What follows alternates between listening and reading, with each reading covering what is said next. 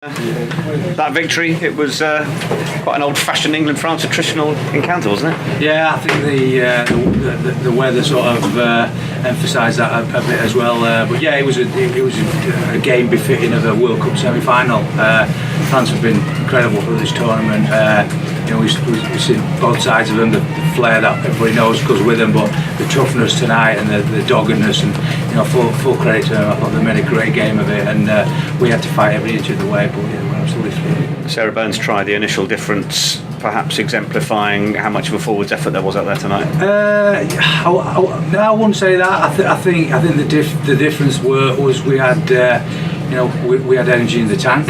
We've said all along, our philosophy towards this tournament in the pool stages, we've got a great squad of players and we trusted them. We said at half time that if we were patient and we kept the tempo up and we just tweaked what we were doing a little bit, but if we were patient in the 22, we'd get on top of them, and we dominated the second half, a large periods of the second half. And I think it's testimony to France as defence, and how disciplined they were. The game was in the balance right up to the end.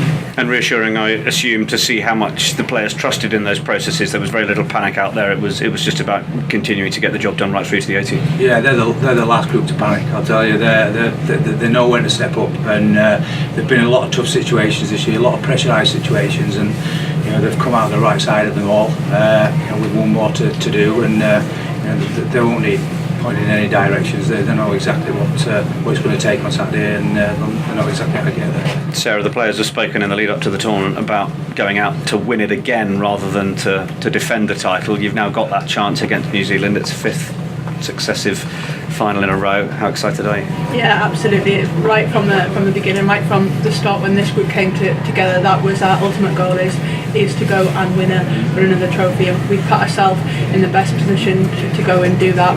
We knew coming to the World Cup we had to take each game one at a time and get there and build through the tournament, and I like to think that's what we've done. Each time we've needed to put a performance, the players and the girls have stepped up to the mark, and it's going to take another step up on Saturday, but we have the belief, we have the strength within the squad to go out and do that.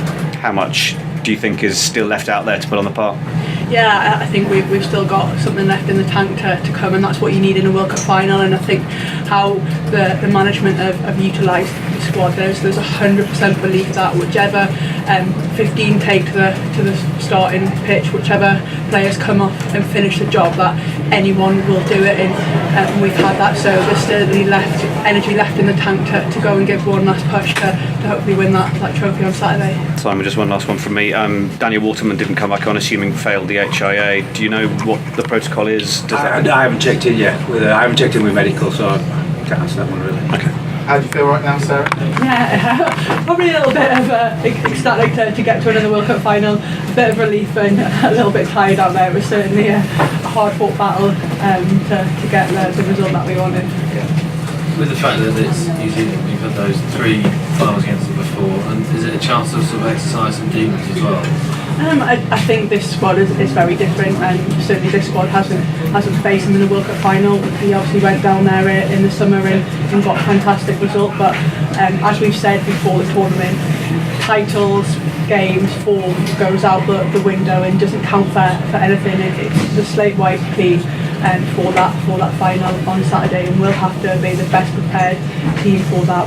We'll have to come out and we'll have to go and win that game, and past finals count for nothing out there on Saturday. And it's defence, I think you have so much pride in from today. You shut them out there, and Meg Jones making that amazing tackle in the left-hand corner. Is that the thing that makes you most happy about tonight? I think the squad effort, the mindset that we had to come out there, the patience that we had, like the dressing room at half time, and when it was 3-3, there was no panic, there was absolute composure, absolute belief within each other, within the squad, that we'd come out and we'd finish the job. And I think that's the most pleasing thing, that we have 100% buy-in and belief within the girls, within the squad. How tough is it with the turnaround? Because obviously that was a pretty ferocious match out there. Yeah, I mean, it's nothing that we're not used to. I think what our management do really well is that when we play summer tours or autumn internationals outside of the World Cup, they do it within the same cycle as a World Cup, so the same day turnaround. So we're used to it. We're used to having that short turnaround. Getting our recovery right is absolutely key, but at S&C has put us in a fantastic position, and all the hard work that we've done in the build up to this tournament will really come through in the next few days. So we know what the process will, and we're looking forward to that game. Simon, how much have you seen in New Zealand so far, and do you think they've been holding something back perhaps, or have they played the way that you would have expected to play? I think they've played the way New Zealand play, which is, you know, they've got loads of flair, they've got physicality, you know, they're going to do the unexpected. So we sort of been keeping tabs on them a little bit, but not a massive amount. You know, we've had our own stuff to deal with, and he does turn around pretty quick. So you know, most people are sort of burning the midnight oil to get ready for the next day.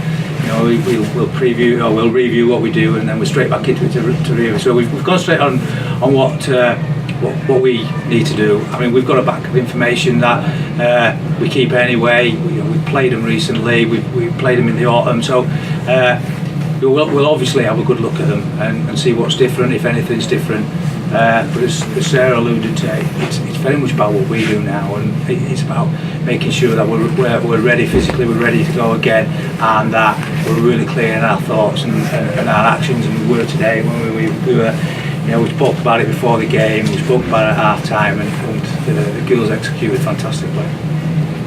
Simon, you were part of Gary Street's setup obviously 3 years ago.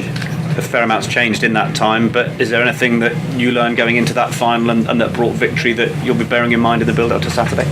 Yeah, I think first things is, as Sarah says, it's a one-off game, so don't read too much into previous form. You know, our form's been good through the poor stages at times, and at others it's not been good.